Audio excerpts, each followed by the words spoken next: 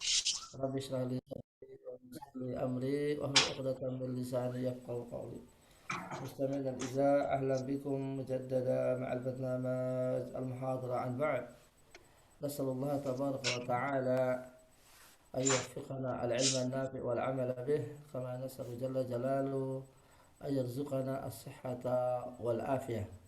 Bapak Ibu dirahmati Allah Subhanahu wa taala, semoga kita semuanya pada pagi hari ini selalu dalam keadaan sehat-sehat walafiat tanpa kekurangan sedikit pun, dan juga semoga keluarga kita semuanya senantiasa dilindungi oleh Allah Subhanahu wa taala dari semua macam mara bahaya, termasuk penyakit yang sekarang ini merajalela. Bapak Ibu dirahmati Allah Subhanahu wa taala, sampailah kita pada kesempatan pagi ini bercerita tentang kisah sapi betina. Nah, jadi surah Al-Baqarah itu diambil dari kata Al-Baqarah yang ada di dalam kisah atau ayat yang sebentar lagi kita akan pelajari ini. Jadi Al-Baqarah itu sapi betina. Ya. Ini ayat tentang itu adalah ayat 67 sampai 73. Nah, wa iz qala Musa liqaumihi innallaha ya'murukum. Ya, ingatlah wahai Bani Israel ketika Musa berkata, ingatlah wahai kaum muslimin, atau dan juga ingatlah wahai Bani Israel yang ada di zaman Nabi, bisa juga ketika Musa berkata kepada kaumnya, sungguhnya Allah memerintahkan kalian untuk menyembelih seekor sapi betina, Baqarah. Qalu, wahai mereka menjawab. Jadi Bani Israel itu menjawab pada saat Nabi Musa, atattakhiduna huzwa. Apakah engkau Musa akan menjadikan kami ini senda gurauan, artinya permainan? Ya.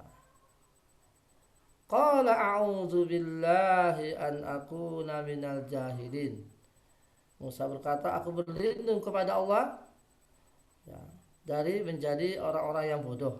Nah, artinya mereka, ya, tidak menerima langsung perintah itu. Nah, sekarang mari kita kaji kenapa uh, Bani Israel itu diperintah untuk menyembelih sapi betina. Nah, di dalam apa namanya tafsirnya atau dalam sunnah itu disebutkan bahwa di sini ada kata wa iz qataltum. Nah, ini ayat 72 ini di sini disinggung. Wa iz qataltum nafsan fadaratum fiha wallahu mukhrijum ma kuntum taktumun. Ingatlah ketika kalian membunuh seseorang, kemudian kalian berselisih, saling mengklaim satu sama lain atau saling menuduh satu sama lain pembunuhnya. Wallahu mukhrijum ma kuntum taktumun, dan Allah mengeluarkan, artinya apa namanya? Membuka tabir siapa yang membunuh itu. Nah, jadi dikisahkan bahwa di dalam sunnah ini dikisahkan bahwa di zaman Bani Israel, ya, di zaman Nabi Musa itu hiduplah seorang laki-laki yang kaya raya. Ya, kaya raya, dia tidak punya ahli waris, dia hanya punya seorang ponaan, ya, ponaan laki-laki. Nah, jadi seorang laki-laki ini kaya raya, nah, sementara dia tidak punya ahli waris, jadi nggak punya istri dan sebagainya, kecuali seorang ponaan laki-laki, jadi ibnu ibnu akh. Ya. Ada yang mengatakan sepupu, ya, ada yang mengatakan sepupunya. Nah, nah, si laki-laki tadi yang sepupu tadi, gitu, atau ahli waris daripada asobah, ya, asobah, si laki-laki itu ingin segera memperoleh warisan itu, maka dia membunuh pamannya atau sepupunya yang punya harta tadi. Jadi membunuh supaya dia dapatkan harta itu, mendapatkan warisan. Setelah dia bunuh, kemudian dia, ya, diambillah jasadnya ini, tengah perkampungan. Kemudian dia lari. Jadi bersembunyi begitu maksudnya. Wa iz qataltum nafsan fadaratum fiha, ini ayatnya ayat 72 ya. Nah, sehingga karena jasadnya ditemukan di tengah-tengah perkampungan, nah kampung yang dimana jasad itu ditemukan itu apa namanya menolak dituduh sebagai pembunuh. Bahkan mereka masing-masing ya, kelompok dari mereka itu menuduh satu sama lain sebagai pelaku pembunuhan itu. Akhirnya mereka hampir saling membunuh itu juga. Karena masing-masing menuduh dan masing-masing juga menolak sebagai pelaku pembunuh gitu. Sehingga di antara mereka ada mengatakan, ngapain kalian itu berselisih, kan ada Nabi Musa yang barangkali bisa mencari celah, mencari solusi, cari apa namanya siapa kira-kira yang menemukan siapa yang membunuh ini sebetulnya. Akhirnya mereka datang ke Nabi Musa, ya, mencarikan siapa yang membunuh, ya, siapa pelaku pembunuhan ini. Ya, karena Nabi Musa kan bukan bukan malaikat, bukan yang orang yang ngerti ahli gaib, ya. Dia juga minta kepada Allah. Nah, dia minta. Nah, kemudian Allah Subhanahu wa taala memerintahkan ya Nabi Musa supaya memerintahkan kaumnya untuk membunuh sapi betina. Nah, untuk apa sapi betina ini dibunuh? Kan juga nanti menarik, kan ada nanti sambungannya di sini. Jadi sebabnya apa namanya Nabi Musa oleh Allah untuk memerintahkan kaumnya membunuh seekor sapi betina karena sebab ada tadi terjadi pembunuhan. Nah, nanti akan berproses ya.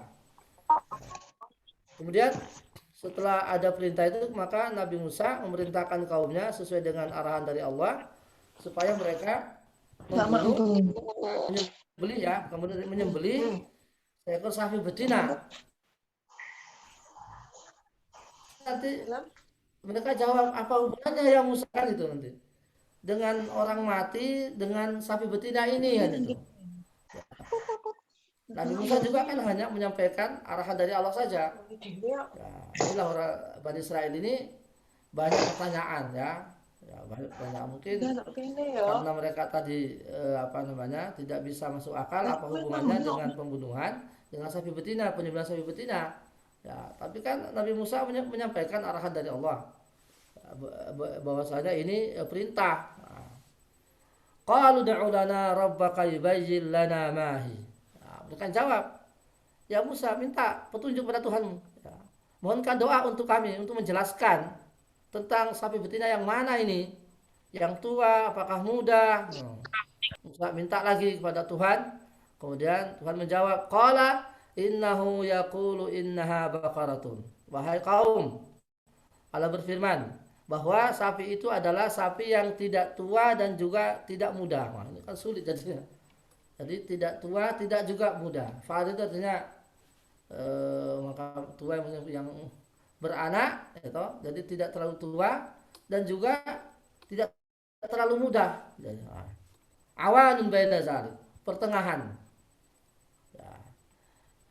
Faf'alu ma tu'marun. Wahai kaum, kerjakanlah sesuai dengan perintah itu. Nah, jadi karena mereka bertanya lagi, ya Allah akan mempersulit juga. Nah, inilah kaum kalau seandainya banyak neko-neko, banyak apa namanya, banyak pertanyaannya, nah, Allah juga akan mempersulit. Ya. Seandainya mereka itu langsung begitu dengan sapi betina apa saja, mau tua, mau muda, nah, yang penting martanya apa terserah, yang penting sapi betina kan selesai urusan. Nah, tapi karena Bani Israel itulah Bani Israel itu banyak sekali neko-nekonya, banyak sekali pertanyaan, ya sehingga mereka oleh Allah dipersulit. Belum puas ini, ya, sudah dikasih tahu bahwa sapi itu adalah tidak tua dan juga tidak muda, pertengahan. Kalau udah ulana belum puas, minta lagi, ya Musa, udah ulana rabbaka yubayyin lana. Mintalah kepada Tuhanmu. Ya. Ini ungkapan kata-kata udah ulana rabbaka ini juga sebetulnya juga apa namanya meremehkan Nabi Musa dan juga merendahkan martabat Tuhan ini. Mintalah kepada Tuhanmu. Ya. Mereka nggak mengatakan mintalah kepada Tuhan kita, kan? Tapi mintalah kepada Tuhanmu. Ya. Inilah Bani Israel ini betul-betul kaum yang pembangkang ya, jadi betul-betul kaum yang mengingkari, kaum yang tidak taat. Ya. Jadi mereka tidak mengatakan udu ulana rabbana. mintalah kepada Tuhan kami, tapi ud'ulana rabbaka. Jadi seakan-akan agama mereka dengan agamanya Nabi Musa itu beda. Seakan-akan Tuhannya Nabi Musa dengan Tuhannya mereka itu beda. Ya, maka mereka mengatakan ud'ulana rabbaka, minta kepada Tuhanmu ya Musa. Ya. Sama dengan nanti di surat Al-Maidah ketika mereka disuruh oleh Allah untuk masuki kota untuk berperang, gitu.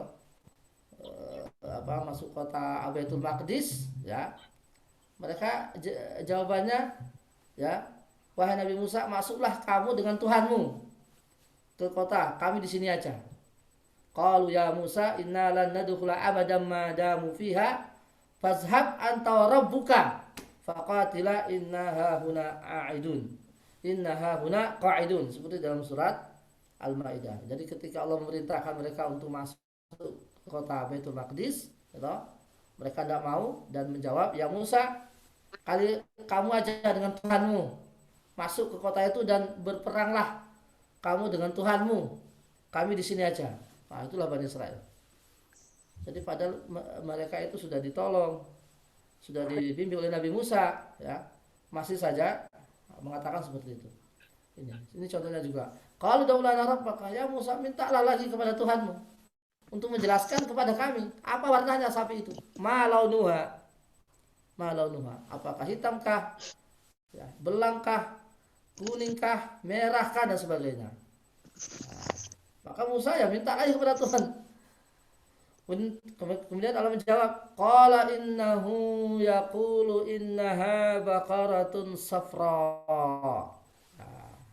Ya kaum, sungguhnya Allah menjawab bahwa sapi betina itu adalah warnanya kuning. Kuning faqih, itu kuning tua, ya, sangat kuning. Itu kan sulit carinya. Kuning tua. Launuha tasurrun nazirin. Warnanya menyejukkan. Warnanya enak dipandang. Indah dipandang. Ya. Faqihun, safraun faqih. Kan itu sulit dapat. Jadi sapi warnanya kuning. Biasanya sapi itu putih atau hitam, ya, atau merah atau belang. Nah, ini enggak, ya, kuning.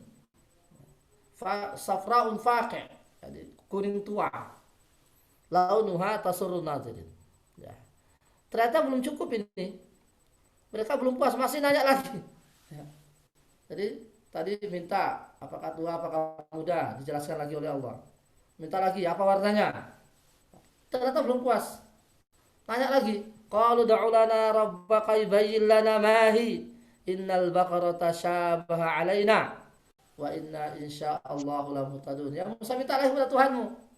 Ya, sapi yang mana ini? Kan sapi itu ada yang disuruh kerja, ada yang suruh ada sapi ada sapi di daging, ada sapi untuk daging, ada sapi untuk membajak, kan, ada sapi untuk bekerja, ada sapi untuk diperas itu. Nah, minta lagi, bertanya lagi, belum puas.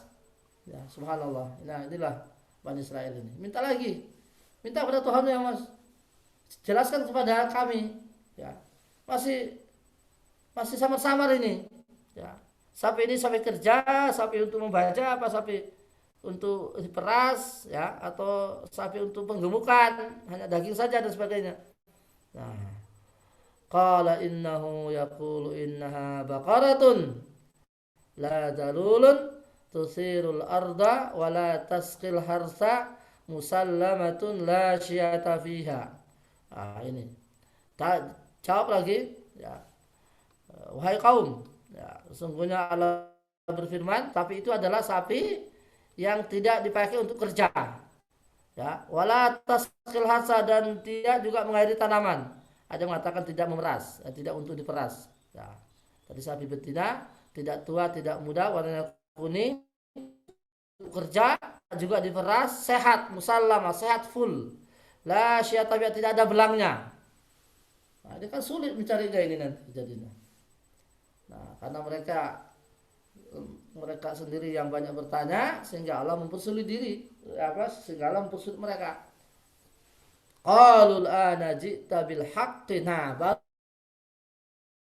baru sekarang kau mendatangkan apa yang benar adanya ya Musa, fazabahuha. Nah, kemudian mereka mencari dan menemukan, fazabah, maka mereka menyembelihlah sapi itu, gitu. Fazabahuha wa ma kadu yaf'alun, hampir saja mereka tidak melakukan. Ya, ini kisahnya. Nah, kemudian lanjut, faqul nadribuhu bi ba'diha. Setelah ditemukan, setelah disembelih, baru setelah disembelih apa hubungannya dengan menemukan siapa pelaku pembunuh tadi? Faqul nadribuhu, Allah berfirman lagi lewat Nabi Musa, idribuhu bi ba'diha. Pukullah si jasad, ya. Pukullah, ya. Pukullah jasad tadi, jasad yang mati, maksudnya orang tadi yang meninggal tadi, dengan bagian dari sapi ini. Bagiannya dari mana? Di sini tidak dijelaskan. Bi ba'dhiha, sebagiannya saja. Ada yang mengatakan lidahnya, ada yang mengatakan tanduknya, ada yang mengatakan pahanya, ada yang mengatakan kakinya dan sebagainya. Intinya bahwa sebagian dari daging atau sebagian dari tubuh sapi tadi yang sudah disembelih diambil, kemudian dipakai untuk memukul si mayit, ya, agar dia hidup kembali. Faqul nadribuhu bi ba'dhiha. Kemudian mereka mengambil bagian dari sapi itu, kemudian memukul jasad yang mati tadi, maksudnya orang yang mati tadi, yang dibunuh tadi, kemudian dia bangkit. Jadi mati itu, yang mati tadi bangkit kembali, ya, untuk menjadi saksi siapa sebetulnya yang pelaku pembunuhannya. Nah, kemudian dia bersaksi bahwa yang membunuh saya adalah si fulan, itu keluarga saya sendiri, keponakan atau sepupunya tadi. Nah, kemudian mereka menghakimi. Nah, setelah tahu pelakunya, kemudian mereka mengambil kebijakan untuk membunuh, ya, membunuh si pelaku, ya, karena memang kisos, ya, berlaku kisos, ya, dan juga tentu dia juga tidak mendapatkan warisan. Ya, jadi ini termasuk syar'u man qablana, artinya termasuk syariat sebelum kita, ya, syariat nabi-nabi, ya, bahwa orang yang membunuh, ya, almarhum untuk dapat mencapai ahli warisnya, maka dia otomatis tidak mendapatkan warisan. Jadi otomatis dia tidak mendapatkan warisan. Jadi salah satu perkara atau hal yang menghalangi orang mendapat warisan itu adalah karena dia membunuh, ya, karena dia membunuh. Terserah siapa, apakah itu anaknya, istrinya, pokoknya demi untuk memperoleh warisan dari si mayit, maka otomatis dengan kelakuannya itu maka terhalangi dia untuk memperoleh warisan. Nah, ini kita habis sekarang hikmahnya dari ayat ini. Jadi inilah kenapa surat Al-Baqarah disebut dengan Al-Baqarah, karena diambil dari kisah ini tadi, ya, dari sapi betina. Nah, kemudian ada para ulama menjelaskan kenapa harus sapi, kan banyak binatang yang lain, kenapa umpamanya bukan kibas, kenapa bukan kambing, kenapa bukan kerbau, kenapa sapi, ya, kenapa sapi, kan banyak binatang yang lain, ya. Ada yang menyebut, ya, ini ijtihad, ya, supaya mereka tidak menghormati lagi sapi. Bukankah sebelumnya, ya, sebelum ini kan mereka mengambil sapi anak sapi sebagai sembahan, kan.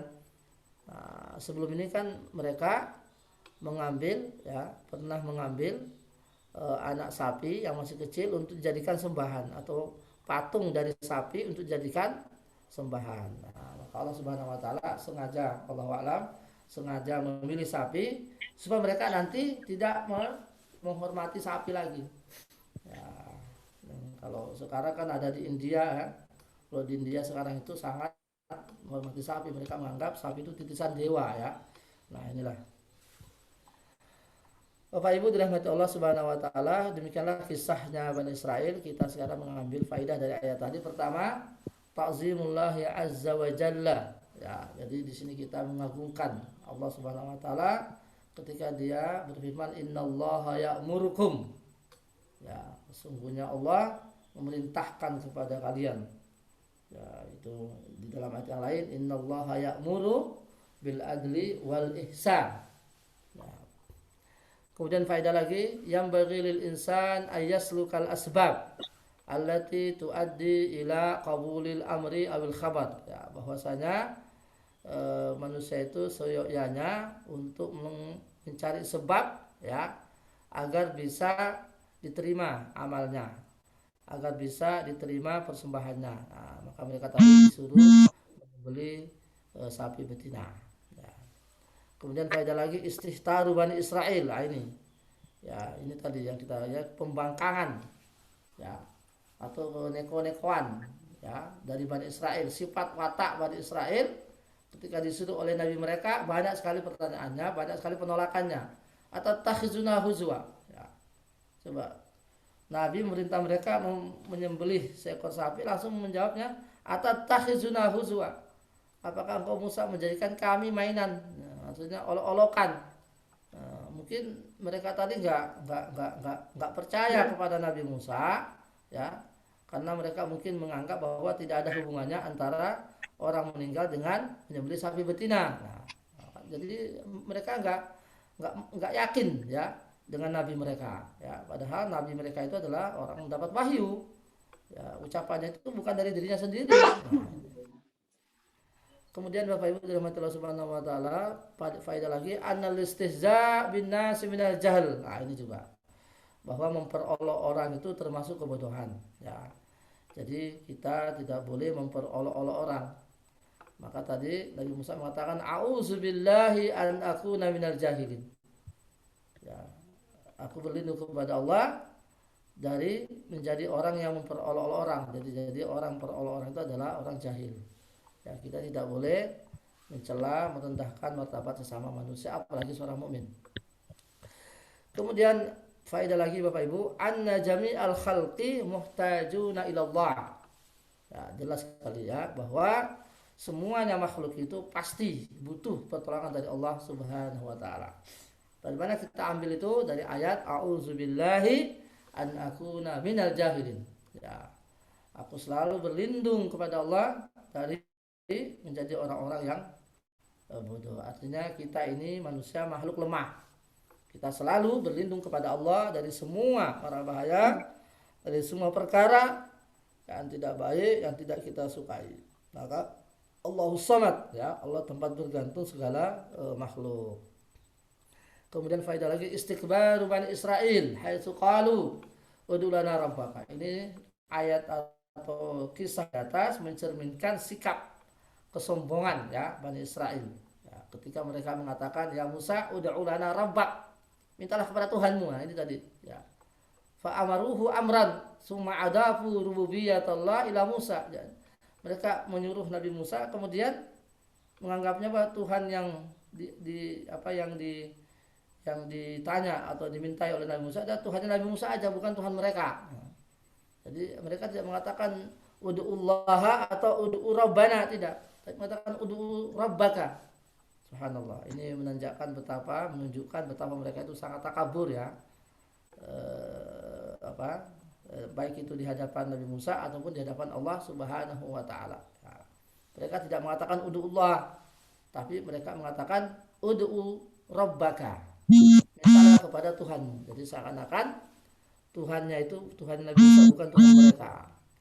Seakan-akan agama Nabi Musa bukan agama mereka, wal iyazillah. Ini menunjukkan kesombongan.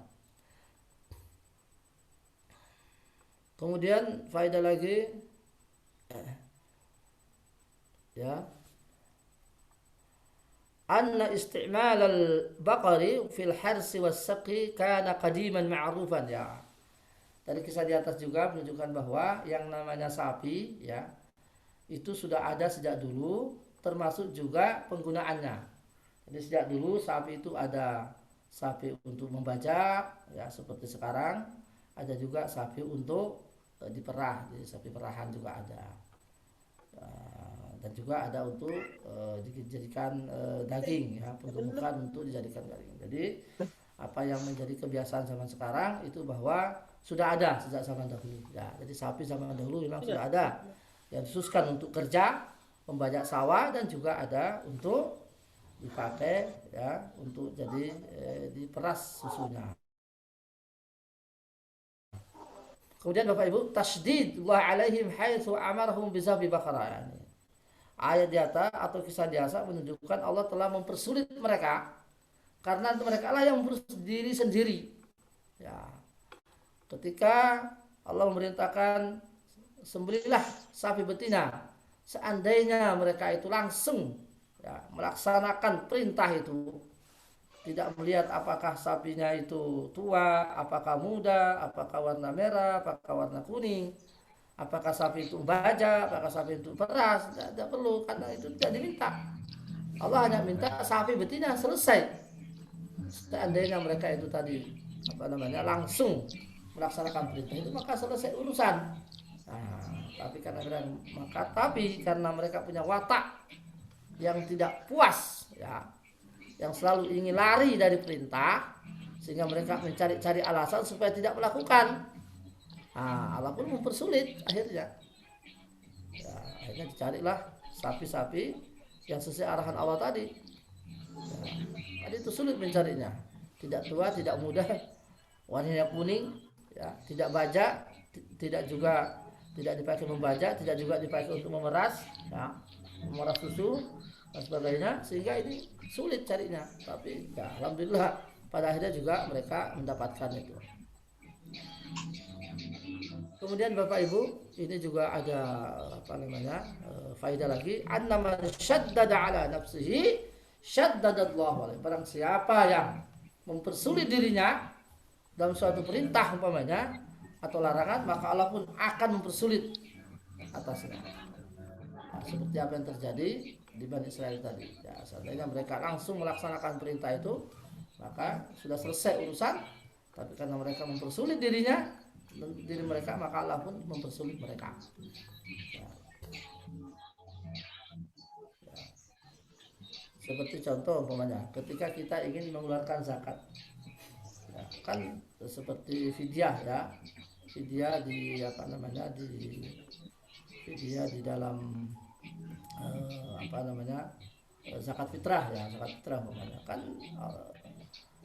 syariat itu hanya memerintahkan makanan pokok dengan takaran sekian, kan tidak disebutkan apakah berasnya itu beras punel, apakah berasnya itu beras mentari, apakah berasnya beras petani, beras Banyuwangi, yang penting kan beras, yang penting makanan pokok, selesai. Ya, makanan pokok takarannya sekian, selesai sudah.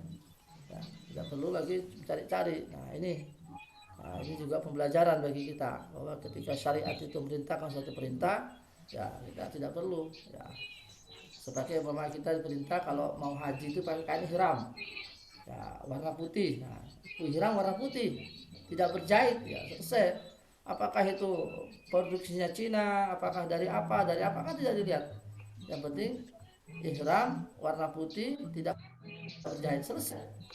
Ya, jadi tidak usah dicari-cari apa itu yang tebal, apa yang tipis, apakah kualitas harganya mahal, dan tidak. Jadi syariat tidak mencari itu.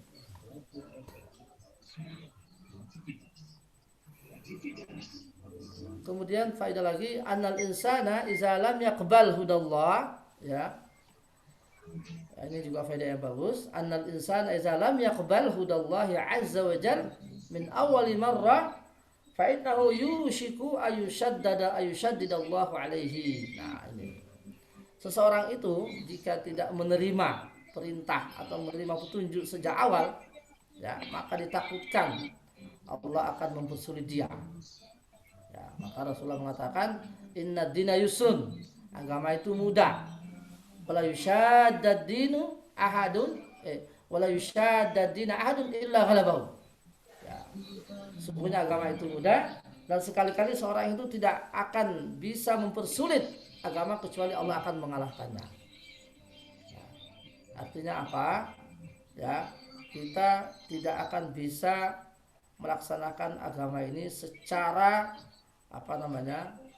menyeluruh. Ya, pasti kita dikalahkan karena agama ini pintu kebaikannya banyak sekali. Ya, oleh karena itu kita tidak perlu mempersulit diri. Kita melaksanakan agama sesuai dengan kemampuan kita.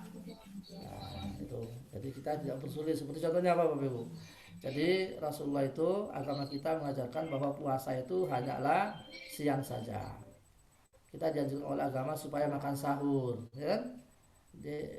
Dianjurkan oleh agama yang namanya puasa Ramadan itu hanya sekali setahun, tidak ada puasa setiap hari, tidak ada. Kecuali puasa Ramadan. Ini kan semua kemudahan-kemudahan yang diberikan Allah. Kita tidak boleh mencari caranya, malah jadi mempersulit diri. Ya, ada orang biasanya pengen puasa sunnah setiap hari, iya Pak, puasa tahunan. Nah, itu tidak diajarkan. Atau ada orang yang puasa ingin supaya menaubatin, dia tidak mau makan meskipun datang waktu buka. Nah, dia bukanya umpamanya hanya sekali selama 24 jam. Ya, seperti umpamanya sahur dan bukanya digabung satu. Apakah dia makannya itu ketika buka sekaligus sahurnya, atau sahur sekaligus bukanya? Ada saja orang seperti itu. Padahal itu nggak ada contohnya. Apapun alasannya, ya, apakah dia supaya nanti supaya ingin mengurangi nafsunya, ingin mengalahkan nafsu syahwat yang umpamanya dengan menolak makanan dan sebagainya, itu tidak baik, ya, tidak tepat, ya.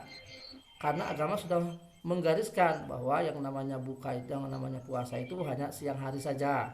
Kalau sudah beduk, nah, maka sudah boleh untuk berbuka. Nah, sepanjang malam itu boleh berbuka. Nah, bisa saja ada orang umpamanya dia sudah beristri, kemudian dia berjanji umpamanya untuk tidak menggauli istrinya, kan tidak boleh seperti itu. Ya, jadi kita tidak boleh mencari-cari jalan, ya, apapun alasannya. Selama itu tidak punya dasar, kita telah melenceng, ya. Maka disini dikatakan wala yushaddad dina ahadun illa ghalabahu. Ya, sekali-kali agama itu tidak akan dipersulit kecuali dia akan dikalahkan oleh agama itu sendiri. Ya. Karena agama ini sangat luas, ya. Kita tidak mungkin bisa melaksanakan semuanya. Wa minha tazkiru bani Israil bihadzin ni'mah allati an'ama Allahu 'alaihim. Ini juga peringatan bagi Bani Israel betapa Allah Subhanahu wa taala telah memberikan kenikmatan, ya, kepada mereka, ya. Artinya, ya, seandainya ini nanti menjadi seandainya pembunuhnya itu enggak ketahuan, wah, bagaimana sudah. Jadi Allah memberi petunjuk, ya. Ini termasuk nikmat itu, ya, ada jalan keluarnya untuk menemukan siapa pelaku pembunuh itu.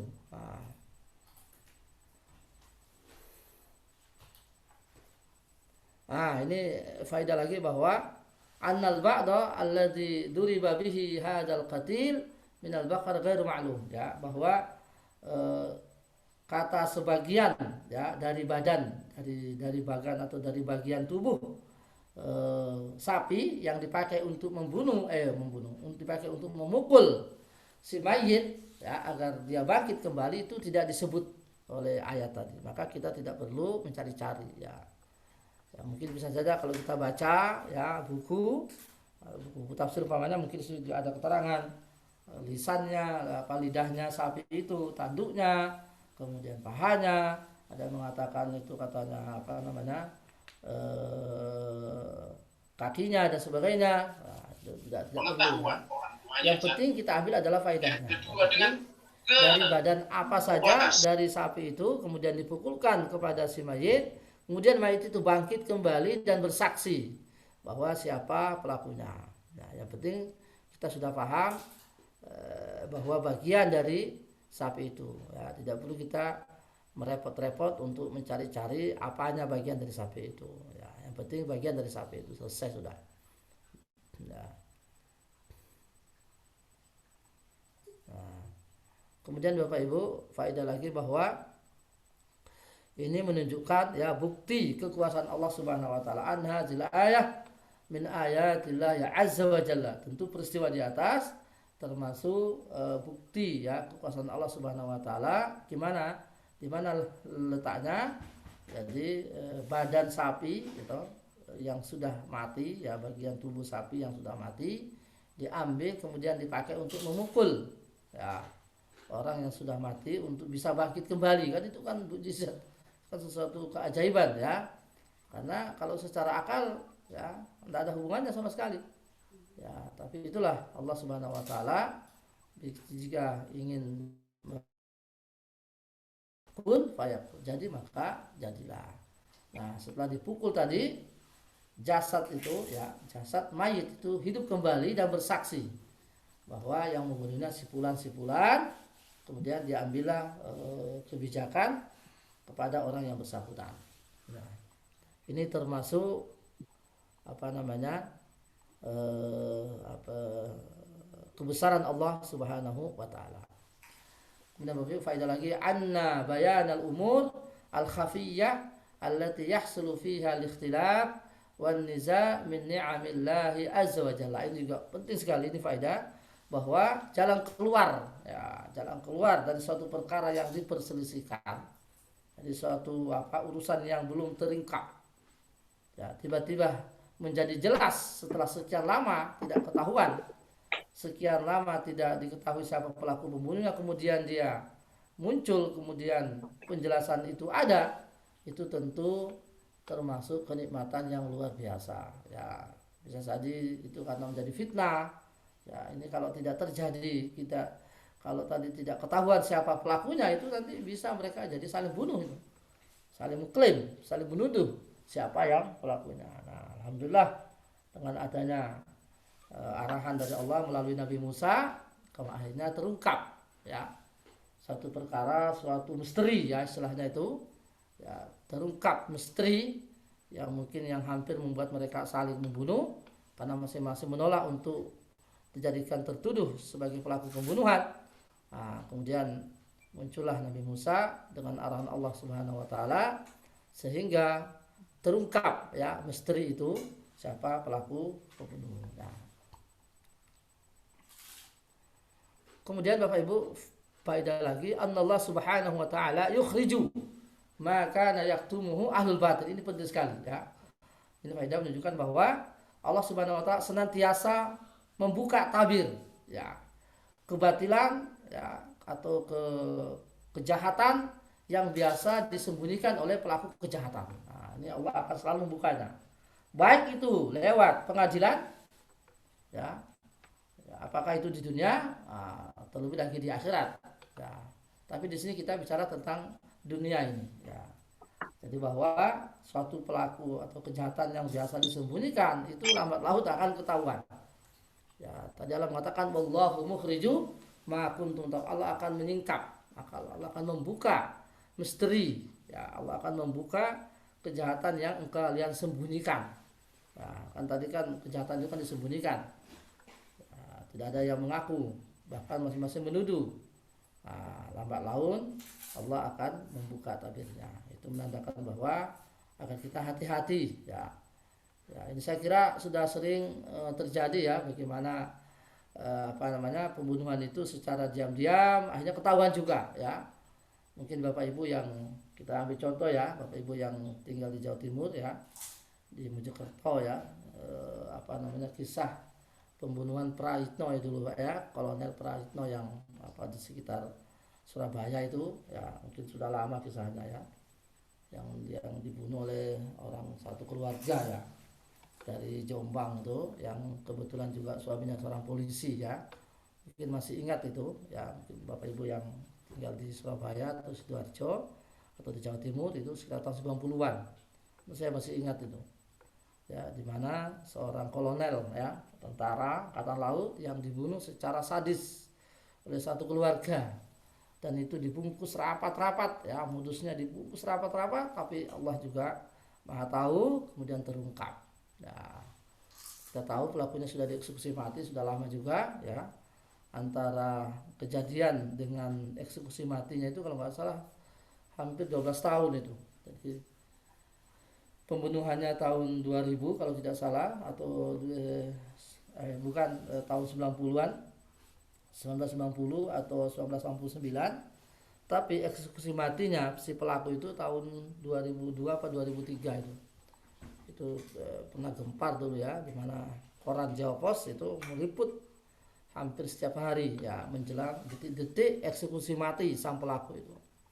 Nah, ini contohnya ini juga ya, bahwa suatu pembunuhan atau kejahatan meskipun dibungkus rapat ya itu lambat laun Allah akan membukanya dengan berbagai macam cara itu, ya, berbagai macam cara. At-tahzir min ayyaktumal insanu syai'an la yarda, ini juga penting sekali, ya. Peringatan ya pada kita semua untuk jangan sampai menyembunyikan suatu kejahatan apapun atau suatu perbuatan yang tidak ridai oleh Allah Subhanahu wa taala. Karena Allah itu Maha melihat, Allah Maha tahu. Ya. Mahma yaktumul insanu syai'an mimma la yurdillah azza wa jal fa innallaha sawfa yutli' khalqahu alaihi illa ayyafallahu an. Ya. Meskipun orang itu menyembunyikan ya rapat-rapat suatu kejahatan atau suatu perbuatan yang tidak diridai Allah Subhanahu wa taala, lambat laun Allah akan membuka tabirnya. Allah akan memberitahu makhluknya tentang perbuatan itu, kecuali jika dia diampuni oleh Allah Subhanahu wa taala. Ini terutama ya, terutama sekali lagi yang berkaitan dengan haknya manusia, Bapak Ibu. Ya, apakah itu pencurian, apakah itu pembunuhan, apakah itu kezaliman, ya. Jadi terkait dengan hak manusia atas manusia itu biasanya terungkap. Ya. Tapi kalau yang berkaitan dengan kepada Allah, kan antara kita dengan Allah. Jadi Allah yang Maha, kita langsung minta kepadanya supaya diampuni. Ya, tapi kalau biasanya ketika kejahatan itu atau kezaliman itu berkaitan dengan hak antar sesama manusia, itu biasanya akan ketahuan. Ya, seperti pembunuhan umpamanya. Orang membunuh saudaranya kemudian dia sembunyikan. Dia tetap rapat, itu lama-lama akan ketahuan. Ya, mungkin Bapak Ibu juga masih ingat ya, siapa ini yang membunuh di Jombang itu, subhanallah. Ya, ada berapa sampai 12 orang yang dibunuh itu, padahal orangnya masih muda. Ya, itu saya kira sangat gempar itu dulu ya. Dia membunuh sampai lebih dari 1 orang 2 orang dan itu dikubur di sekitar rumahnya. Dan itu sudah ditutup rapat-rapat, tapi toh Allah Maha tahu, Allah pun akan membuka setiap kejahatan yang dilakukan oleh seseorang, terutama berkaitan dengan antar hak sama manusia ya. Ini jangan sampai kita melakukannya, karena Allah Maha tahu, Allah Maha melihat segala perbuatan kita. Ya. Inilah dari contoh ya, Bani Israil tadi, dia membunuh seseorang agar dia bisa mendapatkan warisannya, kemudian jasadnya itu ditaruh di tengah-tengah perkampungan ya, sehingga dia bisa lari ya dari kejahatan itu, bisa lari dari penegak hukum umpamanya. Tapi Allah Maha tahu ya, dengan cara apapun ya, sehingga sampai ya mungkin kalau tidak dengan cara tadi ya mungkin itu nggak ketahuan pembunuhannya ya, karena saat itu kan tidak ada CCTV ya, tidak ada anjing pelacak, tidak ada ya. Allah, tapi Allah Maha Kuasa ya. Justru dengan makhluk mati gitu, yang sapi betina tadi sudah disembelih, sudah tidak bernyawa gitu. Bahkan sapi, jangankan tidak bernyawa, sapi yang hidup saja kan tidak mungkin bisa ngomong ya. Ini sapinya sudah mati, sudah disembelih, kemudian dia ambil bagian dari badannya, kemudian dipukulkan kepada si mayit, kemudian mayit itu langsung bangkit dan berbicara. Nah, tapi setelah itu apa, hidup lagi, apakah dia hidup terus? Tidak. Jadi di dalam kisahnya itu bahwa mayit tadi yang sudah dibunuh, yang dibunuh tadi, ketika dipukulkan dari bagian dari sapi itu, kemudian dia bangkit, tapi dia bangkitnya hanya saksi saja, jadi untuk menjadi saksi. Dan itu dia mati lagi. Jadi dia diminta untuk menjadi saksi saja. Ya, kemudian setelah itu dia mati lagi. Ya, dia hanya hidup sebentar untuk menjadi saksi dan untuk memberitahu orang-orang siapa pelaku pembunuhannya. Setelah itu dia meninggal lagi. Nah, kejadian orang bangkit kembali ya, itu dalam Al-Quran banyak sekali Bapak Ibu. Ya, ambil contoh Nabi Isa alaihissalam ya. Bahkan diantara mukjizat beliau bisa menghidupkan orang mati. Ya, ini bukan sihir, bukan bukan sulap ya, sama sekali bukan, tapi murni ya. Ini mukjizat. Jadi Nabi Isa itu bisa menghidupkan orang mati. Tentu tak atas izin Allah ya. Dalam ayat disebutkan wa uhyil mauta biiznillah. Aku bisa menghidupkan mati ya dalam Al-Qur'an itu kata biiznillah, dengan izin Allah Subhanahu wa taala.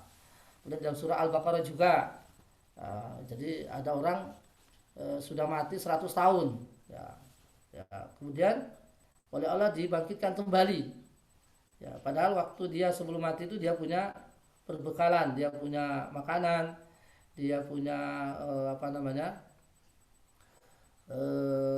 dia punya keledai ya. Setelah 100 tahun ya, dia dibangkitkan kembali oleh Allah Subhanahu wa taala, tulang belulangnya itu disatukan kembali dan kemudian dia hidup seperti normal, bahkan makanannya ya itu masih segar ya seperti dulu. Ya, masih segar seperti dulu, tidak berubah apa-apa pada sudah lewat 100 tahun. Nah, ini kan jadi bukti kebesaran Allah Subhanahu wa taala. Jadi Allah Maha Kuasa. Ini apa namanya sekaligus juga menguatkan ya bahwa Allah itu mampu untuk menjadikan orang nanti di akhirat hidup kembali. Jadi sebetulnya apa namanya bukti-bukti ya bahwa nanti di akhirat orang itu akan dibangkitkan. Jadi Allah Maha Kuasa untuk membangkitkan manusia nanti di akhirat kelak. Ya, dengan kejadian-kejadian seperti ini ya, yang luar biasa yang terjadi di dunia, di mana orang itu bisa hidup kembali dengan izin Allah, itu sebetulnya bukti bahwa akan adanya hari kiamat. Ya, bahwa Allah mampu menghidupkan orang kembali. Ya, itu mampu Allah Subhanahu Wa Taala. Maka nanti kita di antara keyakinan kita ya kepada iman ini arkanul iman, bahwa al imanu bil hisab wal jaza, ya iman kepada hari kebangkitan dan hari pembalasan. Ya oleh karena itu dengan adanya keyakinan ini marilah kita senantiasa Bapak Ibu untuk menjaga ya jangan sampai kita ini menzalimi orang lain. Ya mungkin kezaliman yang pernah kita lakukan itu belum dibalas oleh Allah di dunia, tapi nanti di akhirat itu pasti ya itu pasti. Ya, karena di akhirat itu tidak ada kezaliman yang tidak dikembalikan atau tidak ada kezaliman yang tidak dibalas, itu pasti. Terutama antar manusia dengan manusia. Ya, dimana kita mawas diri, jangan sampai kita menyakiti orang lain atau mengambil haknya tanpa izinnya dan sebagainya. Ya, ini terutama ini termasuk orang yang mengambil atau merampas uang negara. Wah ini itu tidak akan lari itu ya, tidak akan lari ya. Kalau KPK atau pihak berwajib atau pihak berwenang tidak melacak dia ya, tidak hasil penggelapan dan sebagainya, ya okelah dia jadi selamat ya. Tapi di akhirat Bapak Ibu itu tidak akan bisa lari. Jadi semua yang kita ambil yang tidak hak,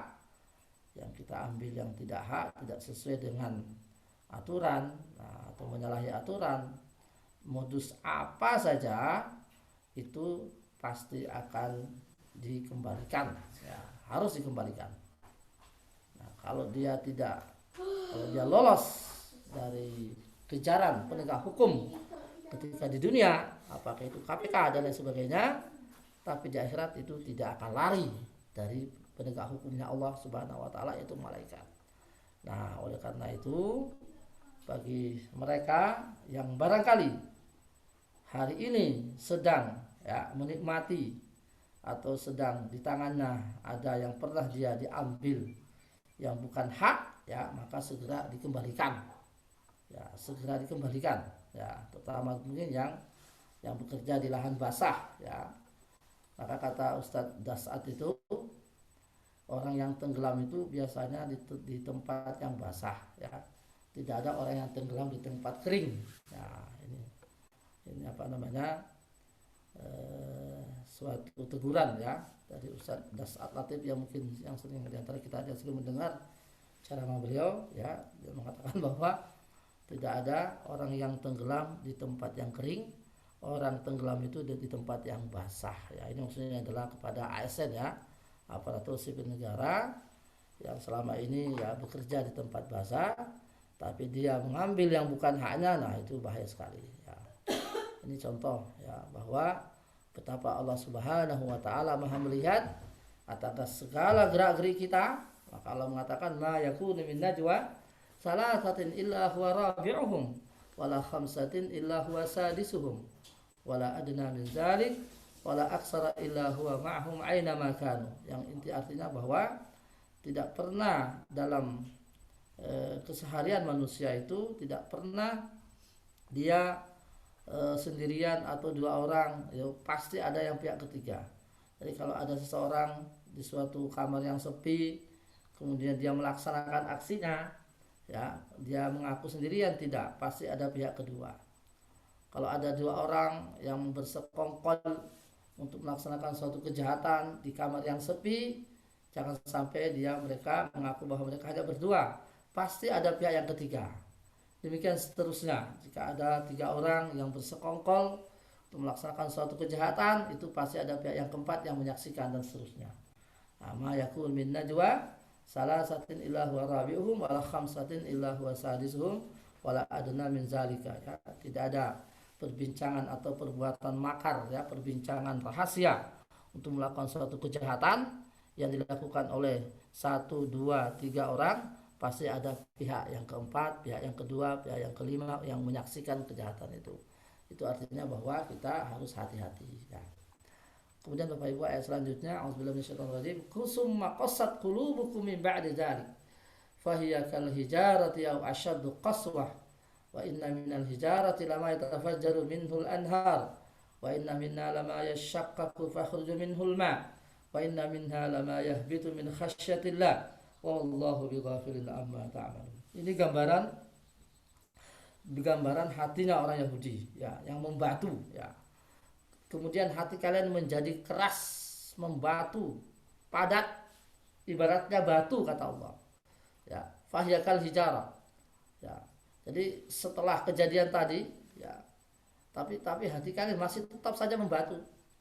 Au asyaddu qaswa, bahkan lebih keras, lebih padat, ya, lebih kaku daripada batu. Wa inna minal hijarati lama yatafajjaru minal anhar. Karena di antara batu itu masih mending, batu itu masih ada air yang keluar. Jadi masih ada harapan kalau batu itu masih ada air yang keluar.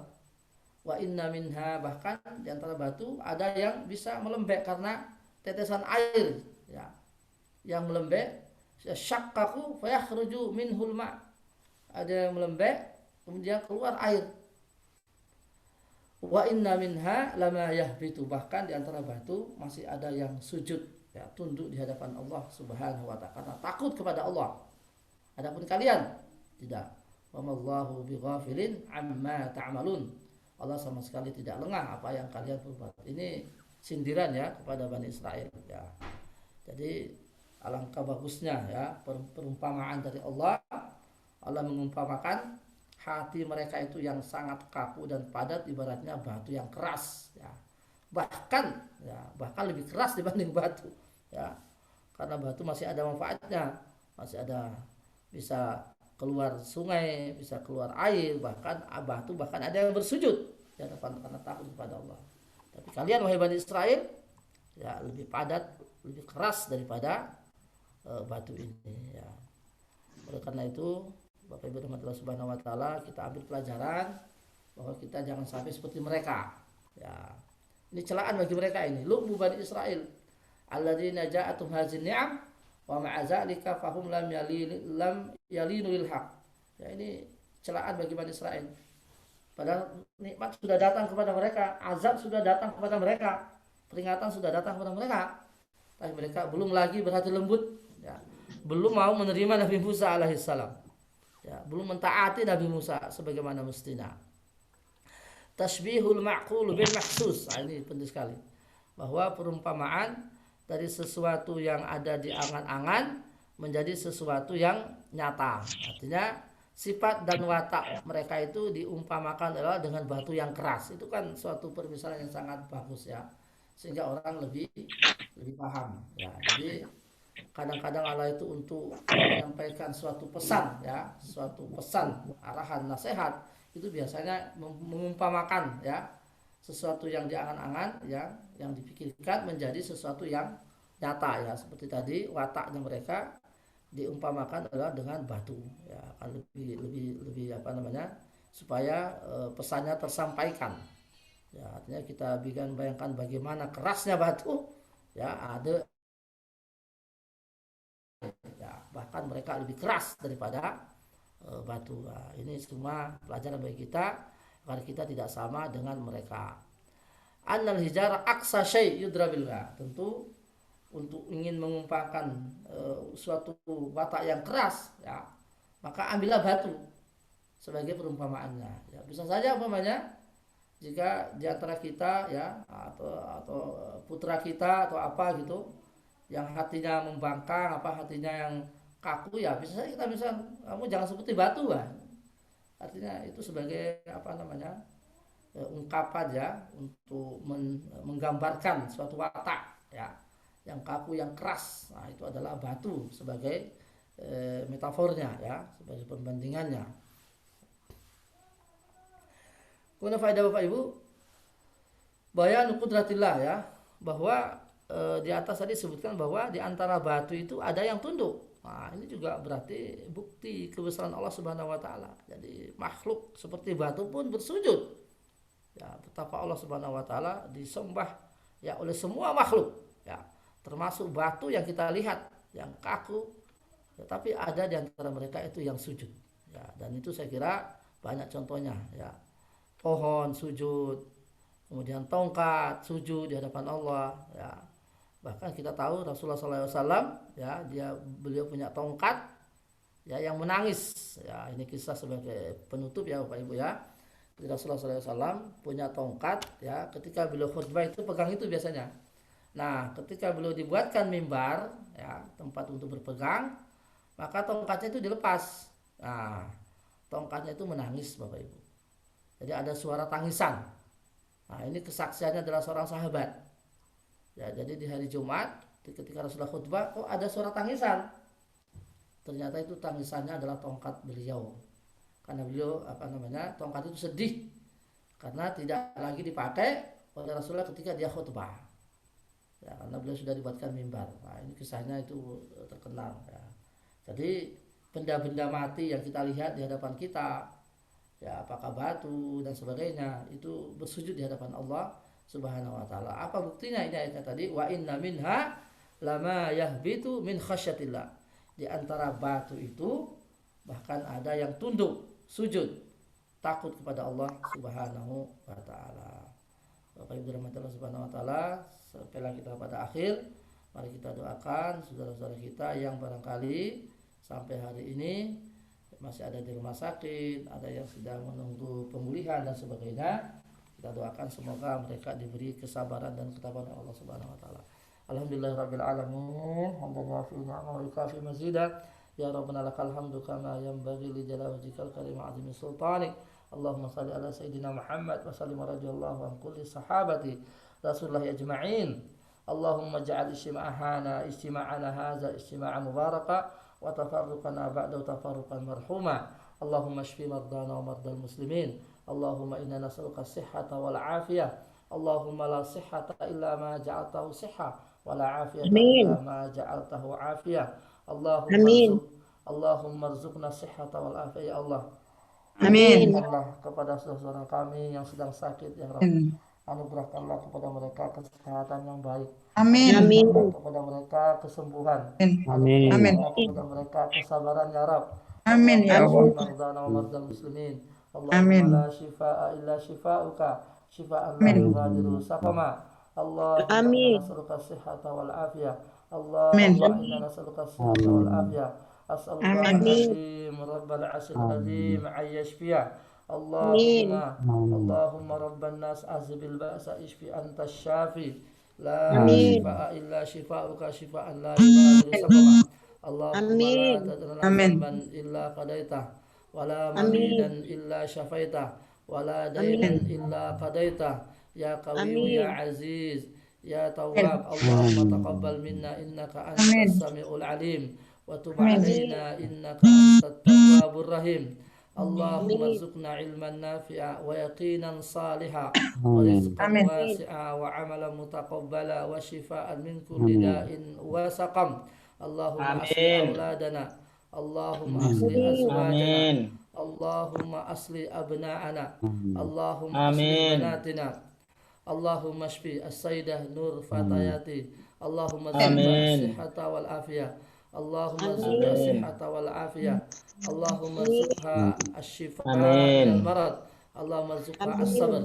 Rabbana atina fid dunya hasanah wa fil akhirati hasanah wa qina Amin. adzaban nar. Wa sallallahu ala Amin. sayyidina Muhammadin wa ala alihi wa sahbihi wa baraka wa sallam. Amin. Subhanallah wa bihamdika asyhadu an la ilaha illa anta astaghfiruka wa atubu ilaik.